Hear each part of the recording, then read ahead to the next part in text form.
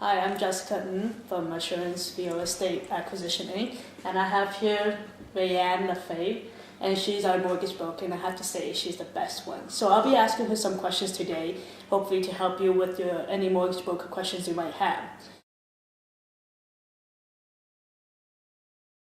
So for everyone to get to know who you are, Raeann, can you tell us a little bit about yourself and why you became a mortgage broker? I have been a mortgage broker now for about 6 to 7 years. Okay. My first couple of years I was with the mortgage group and learning under a mentor, and then I went into my own brokerage about 2.5 years ago. I started my own company. So I have a lot of experience in mortgages now. I've done a little bit of commercial. I like residential more, and specializing mostly in real estate investors, self-employed people. So that's basically the areas that I'm most proficient at. I can certainly attest to that. Raeann has helped us with a lot of deals, and it's the most creative I've ever seen. So Raeann, as a mortgage engineer with your company Keystone Mortgage, how did you decide to start your own company and become a mortgage broker in the first place? With my experience as a first-time home buyer, never having that guidance, that education, that was my The turning point for you? the turning point. Yes, I wanted to make sure that I was educating people, that people didn't have that experience like I did. The feeling of being lost, nobody helping you along, especially for a new experience, for a kid who's just got out of school, wanting to buy a new house, don't know where to go. Mom and dad can't really tell you because the world's so different now, right? Yes. Okay. So I want to be able to educate clients and let them know what to expect in the different stages of the mortgage process and with buying a home. It is the biggest investment of your life, so it's nice to be educated on it. So I became a mortgage broker to help people do that, and I started my own brokerage, Keystone Mortgage, about 2.5 years ago, so that I could actually start training other mortgage brokers and bring on a team underneath me that I can teach the same values and morals and giving the clients the education that they deserve. How did you learn all those little tricks? Experience, talking to the lenders, knowing the lender guidelines is so imperative. Knowing the insurer guidelines as well. So when you know their guidelines, then you can basically create a deal and stick it in the box that the lender requires. Okay. So, and each lender is very different, right? Because I've heard that rules change day by day, and sometimes even by the hour. So why is that? The mortgage rule changes that have come into effect, we've had 4 changes in the last 3 years, which is very different. I mean, from the days when I first started, you could get 100% financing, cash back. Pretty much anybody could qualify for a mortgage. Then the subprime crash happened in the States, pulled back on a lot of our lenders, and that's when all the guidelines started to change. Canada didn't want that to happen, what happened in the States. The housing bubble. The housing bubble, and anybody could qualify. No, we want to make sure that only the people who have the required excellent credit, income verification, are able to purchase property and real estate now. So it would go through you first before it goes to the lender, and you would make sure everybody could qualify and still take care of their own basic needs before you even allow them or suggest that they go look for a lender, right? Absolutely. Absolutely. What are some of the key things that you look for to help someone qualify? The basic information, we have the 4 different parts of an application. You have the applicant, you have the property, you have the down payment, and the credit. So the applicant is their income, right? How strong is their income? How stable is their income? Are they on salary? Are they commission based? Are they self-employed? Okay. And how does that make a difference? Basically, it determines what you can use to qualify their income. Okay. So if somebody's on salary, it's very simple. You use their salary. They're guaranteed that income.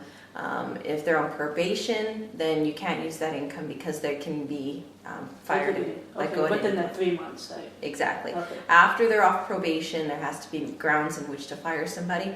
So we can guarantee that they're going to be getting that income. So to show this, they would need to ask their employers for a letter, correct? Yes, they would need a letter of employment and a current pay stub. Just one pay stub or a few months? Just one pay stub. Just one pay stub. What about self-employed people? Self-employed people, they have to have at least 2 full years of self-employment in order for us to use verifiable income on them. And I say verifiable because that's a very big part of it. There are other programs for self-employed people as well. I see. Do they have to show some kind of proof of income? Absolutely. With self-employed people, we like to see 2 years tax returns, the full T1 generals, 2 years notice of assessment, and if they are incorporated, ideally 2 years financial statements. I see. Okay, and you mentioned commission people as well. How does that one work? If they're on commission, we want to see 2 years of commission income because we can't assume that they're going to be making the same amount of commission every single year. So within that 2 year, you're trying to look for consistency of the amount they're getting through commission. Absolutely. What if it's inconsistent? Like 1 year they're doing better, so let's say somebody started out, first year is maybe not so good, but as they learn all the tricks of the trade, they get better and better. Does that play a part? Absolutely. We can use a 2 year average of their commission income. Okay. And if the current year is less, as you said, we're looking for consistency. So if the current year is actually less than the previous year, we can only use that income. The lesser of. The lesser of. Yeah, and for those people who are self-employed, what if they can't, show proof of their income? There are different programs that are available for self-employed people, and that's something that's not very well known out there. So generally speaking, you're looking for somebody who's self-employed, 2 full years of self-employment before you can verify their income. And that's the key, is verifying their income. You do need to have 2 years of tax returns where you review everything and determine what income you can use. So somebody who has been in the industry for the past 10 years and recently decides that they want to go self-employed, for example, tradespeople like to do that. Yeah. If they've previously been in the industry and they went self-employed, we can actually use a program called the CMHC Simplified program, which is a stated income program. So obviously we can't verify their income. They don't have the 2 years history in there. But if we can state their income at a reasonable level for their trade, then we can sometimes get it approved. And when I say sometimes, it's because it's a very, very detail-oriented product. So somebody who is looking at that product needs to have excellent credit. There can't be any blips on it in the past. They also need to have at least 5% from their own resources, meaning savings, investments. They can't use gifted funds in that situation, but they also need to have 10% down instead of 5. So the other 5 of that could come from gifted down payment, but they need to have full 10%, 5 from own resources, and the other 5 can be from other resources. So you have that requirement of 10% down, excellent credit, and you also want to see a decent net worth in that applicant. You want to see that it's a person who has just been setting money aside, doing really responsible things with their income, that we're not able to verify their income. And that's, again, one of the legs that I was talking about, where if the income is a little bit off, you want to see strengths in the other sides, in the other legs of it. If somebody has been self-employed for more than 2 years, but they choose not to pay themselves as much money, so they obviously don't want to incur the taxes on it, or there is a big cash component to their job. So again, tradespeople like to do cash jobs on the side. We can use the Genworth Alt-A program or the Canada Guarantee Low Doc program, where we basically, again, state their income. But we're going to want to see some more background proof of that. So we might want to see financial statements just to see how their company is doing, if it's healthy. But again, we don't have to use what their tax return says for their final line 150. We can use a stated approach to it. And again, excellent credit, down payment at least 10%. Okay. What about those people who self-employed, went back to work as an employee for a period of time, and then became self-employed again? And it's shorter than that 2 year period when they became newly self-employed. Do they count that previous X amount of years they were self-employed? If it was in the same industry, the same company, I would say we would probably be able to mitigate that using that time as well. Okay. And you mentioned net worth a lot. What kind of factors play into net worth? You're going to want somebody who has the net worth is established, especially in the stated income program, via equipment, tools. You expect to see that because you're spending a lot of money on that kind of stuff. Even vehicles are, Okay, so trailers. jewelry, designer purses, things like that, that would all come toward a net worth? Not necessarily. Okay. You're going to want those things that are for the business. And then, of course, the liquid assets, meaning the savings, the RSPs, the investments. Money that's left in your company is a big side of it. Because obviously you're choosing not to take the money out of your company to pay yourself personally. Mm-hmm. So you want to be able to show that I'm really just leaving the money in the company Okay. so that I don't have to pay the tax Yeah. on that. Okay, so out of the company size, let's say it's an employee, does the jewelry and stuff now count as net worth?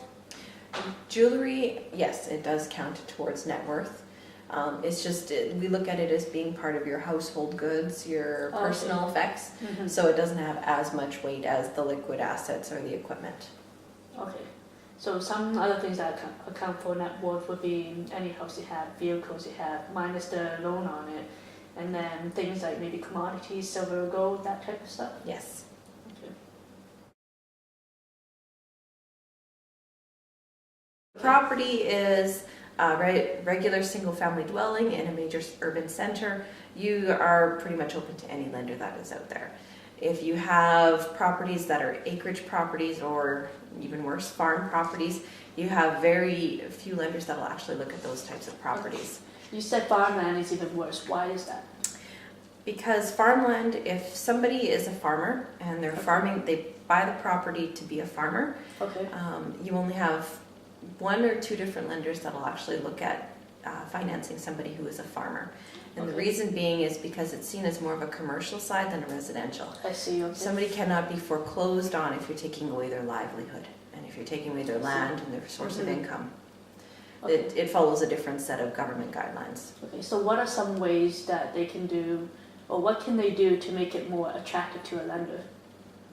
In regards to the property or the full Yeah, application? to the property and the farmland. You ideally want to be looking at in major urban centers. If you're Okay. looking at some acreage property, Mhm. then of course the rest of the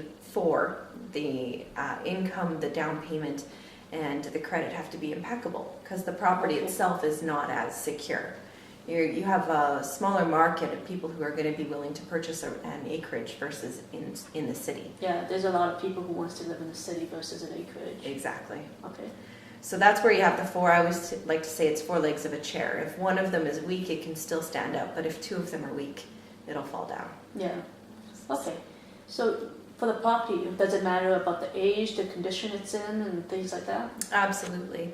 If you're looking at a property that has foundation cracks or it's very old and dated, Mhm. the ampage of the electrical that's in the property as well, all those things will be a factor in regards to financing. So you want to, and another side of it is townhouses and apartment style condos. Those are also seen as a little bit more risky just because of the type of market that we have right now. They look at it as there's more flooding in the condo market than in the single family dwelling. And that's just right now. There was also a time a few years back where they felt the same way. I think it was just after 2007 where they threw a whole bunch of pre-built condos onto the market. So the market was flooded with condos. Okay, there's just too many, it's too saturated right now to be Exactly. attracted to lenders. I see. So that could change at any time though, right? That's just the current market today. In the future, it could be that the single family house is the flooded. Absolutely. And that's why you say that it changes day to day. Well, this is the Mhm. current situation that we have in Edmonton. So that's why they're looking at lower loan to values for condos and that kind of thing. Okay.